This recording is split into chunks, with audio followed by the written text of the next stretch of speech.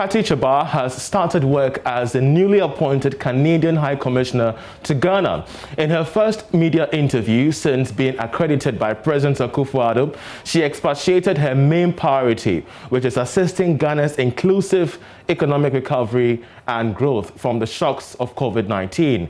Here's more. All right, Kati, welcome to Ghana and congratulations upon your appointment as the new High Commissioner to Ghana. This is great. Thank you so much, Charles. It's a pleasure to meet with you today, and it's a great pleasure to be here in Ghana. So I believe you've tried the food or something. Oh yes, I have. We're very fortunate to have a wonderful chef here at the official residence who has fed us some delicious Ghanaian meals. So I've had a chance to try a few things. That's great. But you know, you're taking over from your predecessor in an unusual time. Yes. COVID-19 has ravaged economies. Ghana is no exception, and we have seen the numbers. Its impact on the economy of Ghana, not just inward but outwards as well. As you're taking up this role, how does this inform your priorities?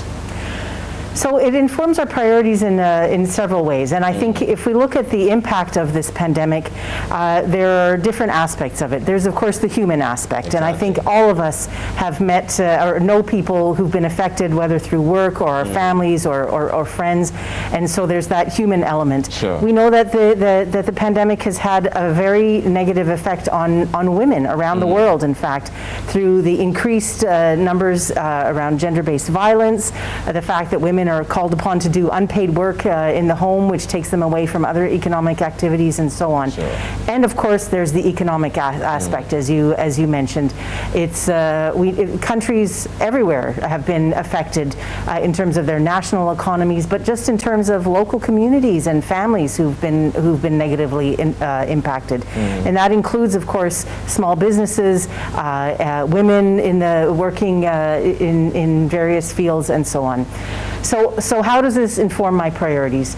What it means is that going forward, we are going to be doing everything we can to support Ghana's inclusive economic growth and return from the effects of this pandemic, in line with the provisions that have been set out in Ghana Cares, in the national platform. Exactly. It means that we will be looking at supporting climate smart agriculture. We'll be looking at focusing on training and education, at providing finance and training for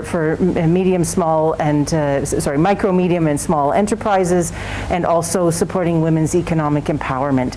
So those are areas where we're already working, but we're going to try to do as much as we can to help Ghana come back from the economic effects. And then in terms of the other elements, the human elements, we're also looking at how we can do more to support issues around gender-based violence and the impact that this pandemic has had specifically on women. Great. But in the first quarter of this year, we're going to be expecting about 2.4 million doses of COVID-19 vaccines to aid in the inoculation of the population. And we do know that Canada has specific arrangements to help curb the spread of COVID-19. If you could expatiate more for us under your leadership. Okay. So there are a couple of ways, a couple of things that I'd like to point to. Overall, Canada is very much active on the world scene in terms of supporting various efforts, but the two things that I'd like to point to in particular are first, that a few years ago, Canada provided support to the training for and equipment for veterinary services to do various kinds of testing around swine flu, avian flu, and other anthrax. And through that work, it actually was very helpful to prepare the technicians and the labs to then do PCR testing. So a lot of the PCR testing that is being done now is based on this earlier work that had been done. So that's one aspect. The other aspect, of course, is that Canada is a major contributor to the COVAX facility, which means that this is a mechanism to provide support to least developed and middle-income countries as they search for vaccines and for the care that they need for their populations.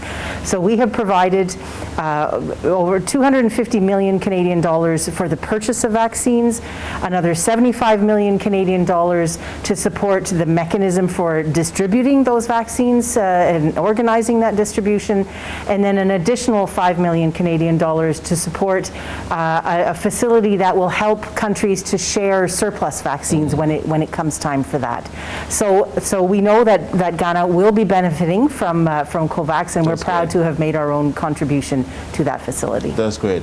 From COVID, let's now move to trade, because we can't have this discussion without talking about trade. Yes. We do know that when it comes to trade, Ghana, Canada, it reached in excess of $341 million.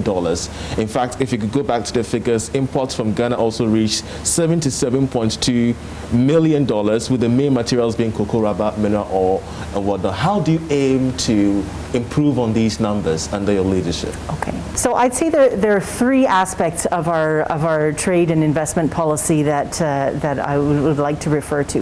The first is, as you mentioned, we have already seen a significant growth in trade with Ghana, which is now our fourth largest partner in terms of sub-Saharan Africa for trade and exports from Canada. So we want to build on those successes. We also see that there are lots of opportunities, so we want to find new opportunities and use the Trade Commissioner Service based at the High Commission here in Accra to look for those opportunities and to help put companies from Canada in touch with local partners. So we see opportunities, for example, in the areas of infrastructure, in clean technology, in agriculture and agri-processing, and so on. And so we'll be looking for education as well. So we'll be looking for opportunities to match Canadian companies with potential interests here. And then thirdly, we're going to rely on partnerships that we already have in place. That's great. So we have the Canada-Ghana Chamber of Commerce that's based here in Accra, and with whom I had the pleasure of meeting recently. We have a Canada-Africa Chamber of Business based in Canada, which is also an important partner. And then there's an alumni group of Ghanaians who have studied at Canadian universities, which is also a great way for us to put in place some of those people-to-people links that will help to encourage new trade and new investments. So I think with those three elements, we have a good strategy. That's great. But let's also touch on the continental free trade, because trade, the single African market, so important. We're looking at excess of $3.4 trillion annually. How is Canada positioning itself to ensure that investment within Ghana, Canada, under the single market is futile? So first, let me say that I think the establishment of the African Continental Free Trade Area is a huge success, and I congratulate all of the countries that participated, including Ghana and other African member states. I think also Ghana deserves a lot of praise for having offered to host the Secretariat, and I think that will make sure that Accra remains on the map of how this free trade area goes forward. So we are providing support to the Secretariat directly through funding that we are providing to the United Nations Economic Commission for Africa, UNECA, and we're looking for new ways to also support the Secretariat. And I have to say, as a country that relies very much on trade, and as a member of what used to be NAFTA, the North American Free Trade Agreement, and is now the Canada-United States-Mexico Agreement, we fully recognize that a trade arrangement like this is so important to allow for the free flow of goods and services. And for example, for those people who choose to invest in a country like Canada, which is relatively small with a population of just under 38 million, that actually gives access to a market of 500 million people by including the US and Mexico. So we see the same opportunities here with the African CFTA. I recognize that this is intended to be a free trade arrangement for the members, the sub-Saharan or the African countries that are members. At the same time, I also think that it offers opportunities for countries like Canada. We very much welcome the opportunity to work with rules-based international systems or regional systems, and so as the CFTA moves forward and we get to understand better how the different rules will be applied, how the infrastructure grows between countries, this I think will give us opportunities to also engage ourselves. That's great. When I take a closer look at your development program, it spans across 5 areas of priority. You've stated some of them, but others include the Climate Smart Agri program and the Stimulating Sustainable Economic Measures to aid that of SMEs and even women in businesses. How do you see yourself improving on these initiatives moving forward? Canada has been, in fact, a partner with Ghana in terms of supporting Ghana's development and growth for decades now, and we plan on continuing. We have been pleased to be able to provide support in many different areas, but including significantly around water and sanitation, around health, around agriculture, and around empowering women and supporting small and medium enterprises. Let me give you a few examples of the kind of support that we have provided over the years. So through the provision of toilet facilities, we have enabled 65,000 people to now live in open defecation-free communities, which is a major improvement in terms of health and safety. We've also helped to provide to over 60,000 people access to clean water through solar mechanized water delivery systems, and where those systems are not possible, through the drilling of boreholes and through the collection of rainwater. So that's another significant achievement. And then we've provided support to 23,000 women soybean farmers and have helped them to increase their productivity by 200%. So of course that has a major impact on their livelihoods and on the well-being of their families. And then finally, through the Modernizing Agriculture in Ghana program, we have provided support to millions of farmers to gain access through extension services to the kinds of innovation and advice and technology that they need to be able to increase their productivity and to improve their livelihoods and the well-being of their families. So those are some of the achievements that we've reached so far. And of course, going forward, we are going to stay focused on Ghana's inclusive economic recovery from the COVID pandemic, and we'll be looking at doing that through various ways, including some of the ones I've mentioned already: climate smart agriculture, training and education, and so on.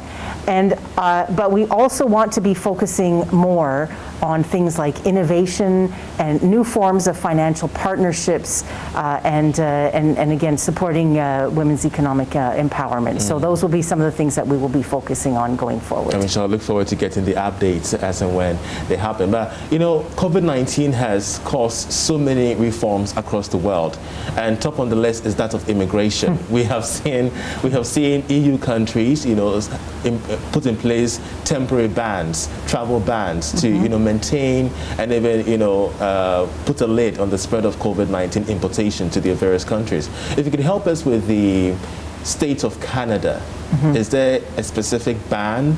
How is traveling to Canada from Ghana being like under this climate? Okay.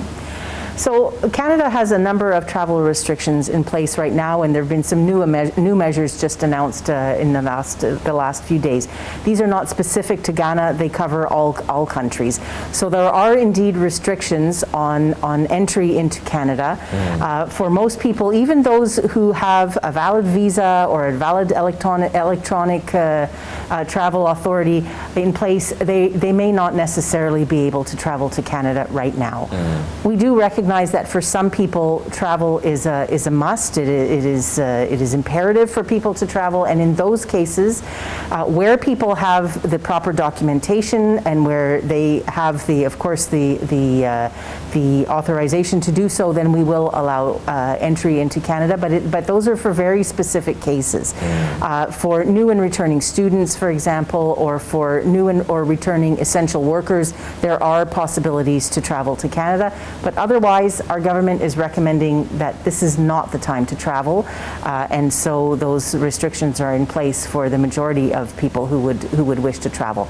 So my advice on this is that for anybody who is interested in traveling traveling to Canada, that you check online with the Government of Canada to see what are the restrictions in place right now to determine if it is in fact possible to travel or not, because those restrictions are changing over time, and it's important that potential travelers see the latest information on what is possible. That's great. So help us understand as well the number of Ghanaians living and working in Canada at the moment.